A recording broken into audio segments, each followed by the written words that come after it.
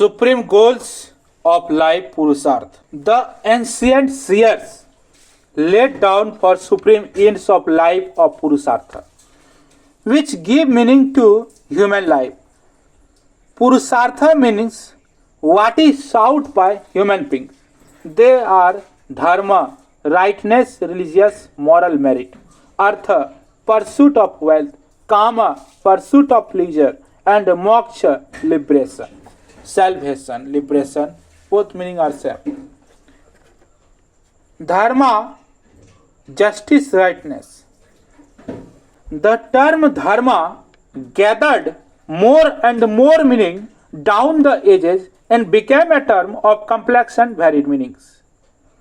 For dharma, the dictionary suggests terms like virtue, rightness, duty, right, morality, justice, the good, the characteristics, tradition, ordinance, law, it is. But dharma is essentially a human value operating in the universe of human ideals. The Prahdaranya Upanishad identifies dharma with truth. That which is justice is truth, and justice and truth are the same. Shankara in his own way interrelates the three concepts Rit, Satya and Dharma. He says Rit is the mental perception of truth, Satya is the expression of truth, and inverse as perceived by mind. The Dharma is the observance of truth in the conduct of life. And thus, Dharma is the way of life embodying the truth perceived. This is the supreme end in this world. It brings material property artha and fulfillment of desires, calm and liberation, moksha. The essence of dharma is that one should do to others what one would like others to do oneself. Dharma controls instincts, impulses, desires, and emotions with the help of reason. Dharma is usually distinguished into Sadharan Dharma and Varnashram Dharma. Sadharan Dharma refers to the duties of universal scope and validity. There are 10 cardinal virtues known as Sadharan Dharma according to Manu: endurance, patience, self-control, integrity, purity, restraint of senses, wisdom, refers wisdom, learning, truth, and absence of anger or malevolence. The Varnashram Dharma refers to the duties of persons according to the caste and the stages of life. Thus, Dharma is considered to be means for attaining personality integration in the spiritual level of liberation. Varnashram Dharma. Thus, Dharma is considered to be a means for attaining personality integration in the spiritual level or liberation. Artha, wealth. The term artha generally indicates the attainment of riches and worldly prosperity, advantage, profit and wealth. It means the whole range or tangible objects that can be possessed, enjoyed or lost and which we require in our daily life for the upkeep of a household, raising of a family and discharge of religious duties. It helps in the satisfaction of material, biological and economic desires, for according to the sages, lack of wealth weakens the person and leads him to adopting illegal and immoral ways to obtain satisfaction. By the term artha, Kautil in his book Arthashastra 4.9 means both the economic term artha, economic and political aspects of man's life in the society. The materialistic aspects of life have great significance and importance, both meaning are same, because the absence of the economic well-being of man is a great hindrance to the pursuit of personality integration and a good life. Absence of economic well-being may also lead a man to adopt or to do immoral deeds to satisfy himself. The Mahabharata stresses the great importance of wealth, saying that poverty is a state of sinfulness. The Mahabharata stresses the great importance of wealth, saying that poverty is a state of sinfulness. All kinds of meritorious acts flow from the possession of great wealth. From wealth springs all religious acts, pleasures, and heaven itself. Heaven itself. From wealth one's merit increases, but the man who has no wealth has neither this world nor the next. The man who has no wealth does not succeed in performing religious act. Kautilya in the Arthashastra recommends that the state should punish those who renounce the world without having first satisfied the claims of society and family. Kautilya would not even allow ascetics to enter into the villages of the kingdom for fear that they may cause disturbance in the economic activities of the villagers. They say virtue themselves are impractical without wealth. Without wealth, neither virtue nor desire can be won. Calm, satisfaction of desire. Kama, satisfaction of desires. Calm is a comprehensive term which includes all desires. Desires ranging from the cravings of the flesh and the yearnings of the spirit. Spirit, soul, both meaning are same. Every man has got certain physical and emotional desires, and their fulfillment gives happiness. Man should only gradually overcome the insistent craving of the flesh.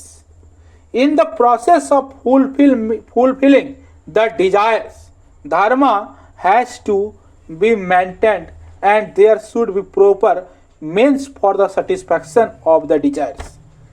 There is always a clear emphasis on the enjoyment of secular pleasures, along with the emphasis on the realization of spiritual value. Vatsyayan, in his book Kam Sutra, gives a great treatise on erotic enjoyment. It deals with the various aspects of sex life and the natural striving of the human heart. However, Vatsyayan suggests that the satisfaction of sexual desires are to be followed with moderation and caution. The uniqueness of the concept of karma and enjoyment is that all of them were to be related to the spiritual goal of human existence, and so the Indian ethics insisted on a regulated enjoyment. Moksha, liberation, salvation. In every school of philosophy in India, the first three purusarthas are treated as the instrumental values which directly or indirectly promote the Prama Purusartha, the highest value of the human life, namely moksha. Moksha is also known by other names such as mukti, apavari, kaivalya, and nirvana. These are four meaning of liberation or salvation. Moksha is also known by other names such as Mukti, Apavarya, Kaivalya, and Nirvan. Nirvan in Buddhism called Nirvan. The concept moksha has a negative as well as positive side. In its negative aspect, it signifies complete freedom from sorrow, and in its positive aspect, it stands for plenary happiness or bliss. In the Vedic age, the idea of mukti was not in evidence. What the Vedic man sought was length of days on earth and life in heaven in the company of the gods. But it was in the Upanishad for the first time that we find the full-fledged doctrine of mukti or liberation. This liberation is intimately bound with the karma sansara, the doctrine of transmigration. Karma sansara meaning doctrine of transmigration. Almost all Indian schools of thought accepted the theory of karma and rebirth, and the ideal of moksha is conceived as liberation from the cycle of birth and death. As an ideal, moksha is pursued by an individual as a personal value. It is a spiritual perfection understood by the intellect, loved by the will, and actualized in daily life. It is understood as Jivan Mukti in the Advaita Vedanta. The man who has attained liberation in his life is called Jivan Mukta. Different schools propose different ways to attain moksha. The Advaita Vedanta of Sankara holds that knowledge or jnana is the means of attaining moksha. Here, moksha refers not to a new state to be attained, but is the realization of what has always been, namely the realization of the universal self. Brahman is one's own self, Atman. For this, no morality is needed. The dualistic or pluralistic systems insist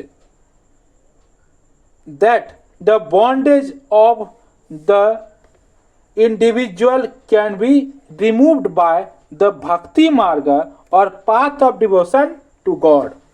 Bhakti marga meaning path of devotion to God. There is another way promoted by the Gita to attain the ultimate realization in life and liberation from the cycle of birth and death, which is known as Karma Yoga, path of activity. The Gita has described this way as the method of disinterested action, Niskam Karma. Disinterested action meaning Niskam Karma. To attain moksha, one has to be freed from the bondage of one's own action. So the Gita suggests the golden rule that action should be done and with the spirit of non-attachment to their fruits.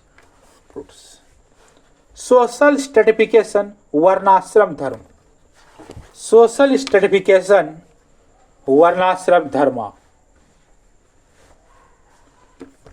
1 hour more, we take this topic to finish at this night. The Vedic scheme of life is known as Varnashram Vyasa. Varna Dharma stands for social stratification. It is meant for the maintenance of social order, social progress, and social harmony, along with personal harmony and personal progress. The Rig Veda uses the term Varna to mean skin color. The Rig Veda uses the term Varna to mean skin color. Here, the division of human beings is made into Aryans and Dasa. Those who are fair in color are Aryan and those dark skinned are Dasal. The term Varna is derived from the root which means to choose or select.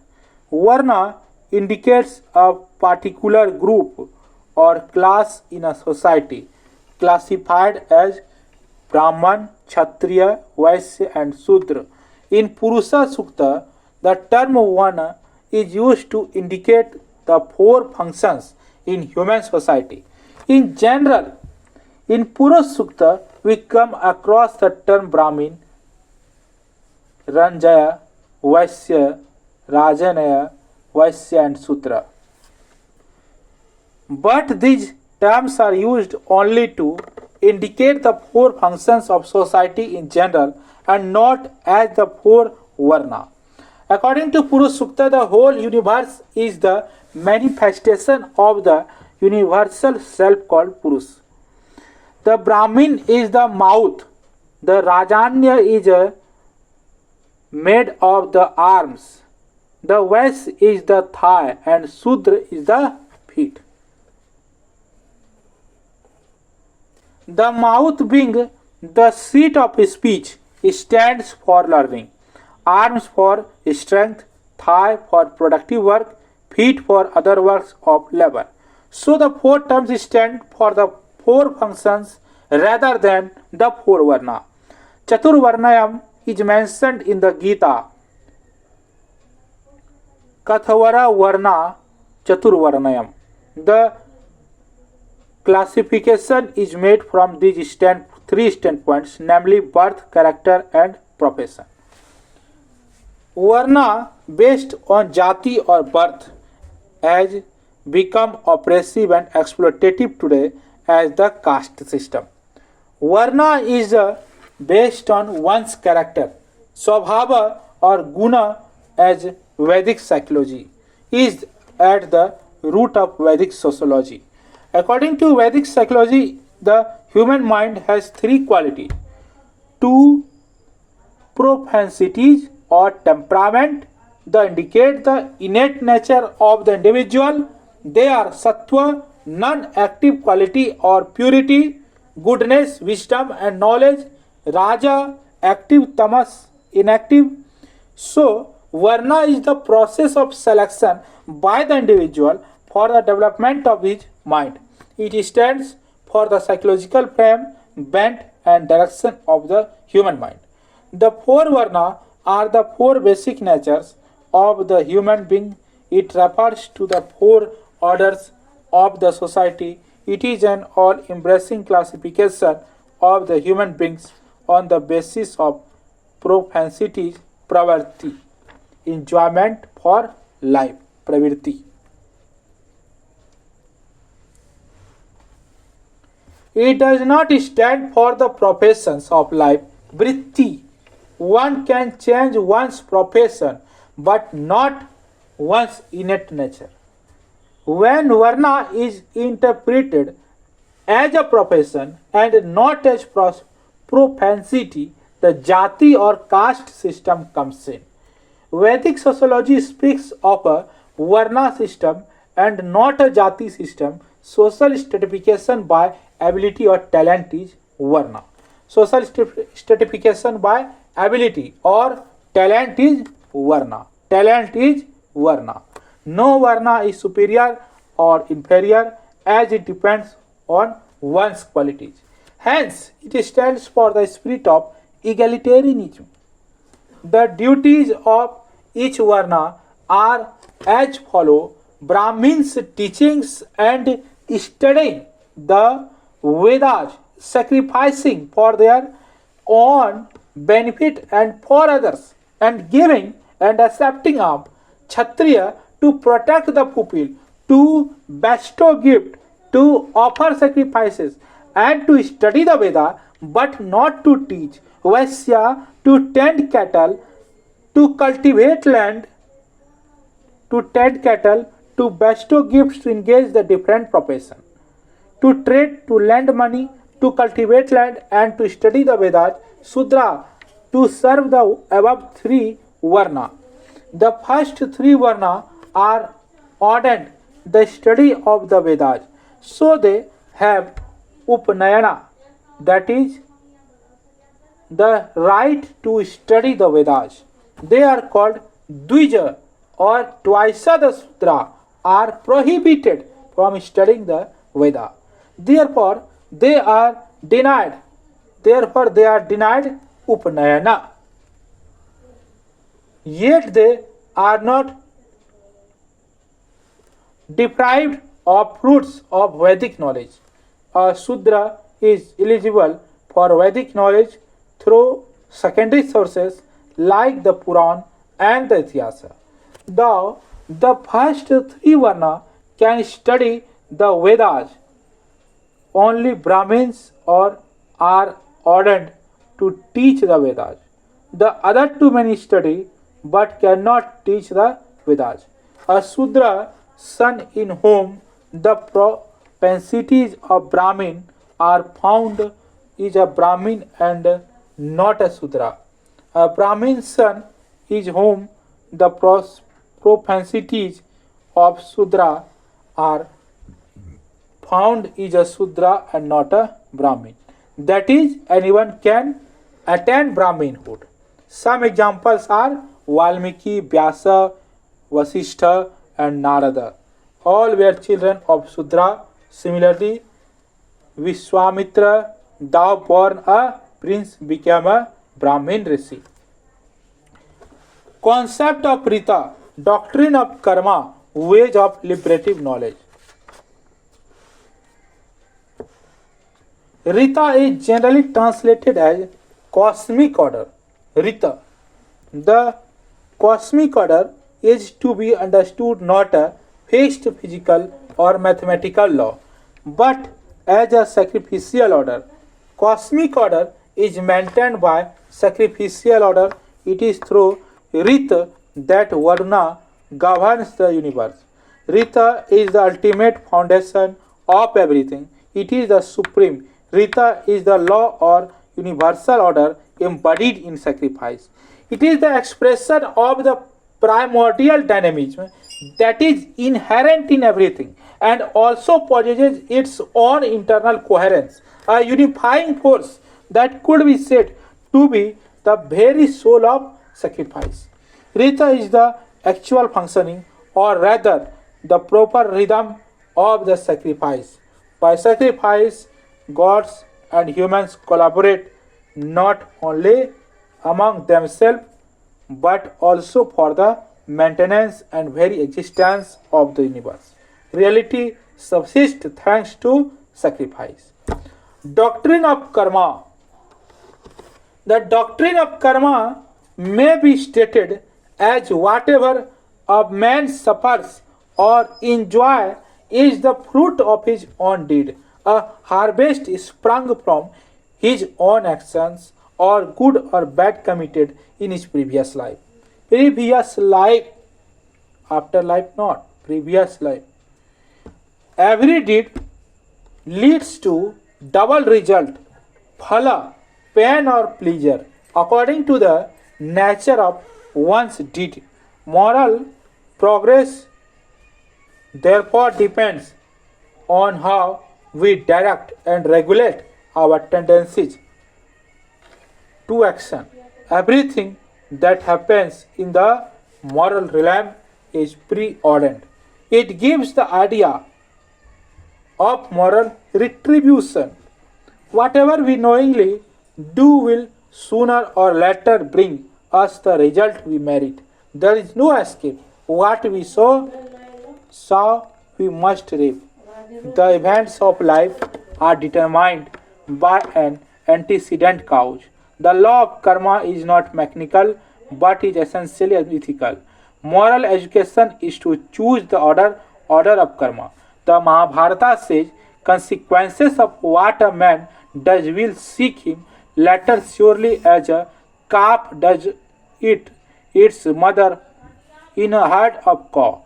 Karma is of four categories: Sanchit karma or the accumulated past action, Prarabdha karma, which is a part of Sanchit Karma, and this result is the present of birth itself. This is also called predestination. Kriyamana Karma or present willful action or free will, Agami Karma or the immediate result caused by our present action. The theory of transmigration is necessary corollary of karma. Ways to liberative knowledge. Vedic scriptural study can give us the direct knowledge involving oneself in three stages: Sravanam, Mananam, and Nidhyasanam. Sravanam, Mananam, and Nidhyasanam. Sravanam, it means inquiry into the scriptures with the help of a guru. Sravanam is not passive hearing. It requires the full participation of the student. He has to travel along with the teacher. The teacher is trying to communicate something which is not an object but which is one's own true nature. In other words, consistent and systematic study of the scriptures for a length of time under the guidance of a competent guru is Sravanam. In other words, looking into scriptural mirror, which is the teacher shows me, is a Sravanam.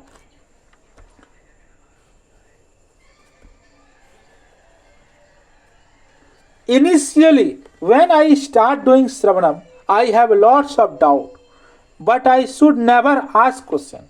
I will have to be patient. Whatever question comes up should be kept in mind or written in a book with the hope that all the questions will be answered as I understood more and more as the teaching opens up new vista, as the unfolding starts revealing new information. The student should have faith in the scriptures and the teacher for this.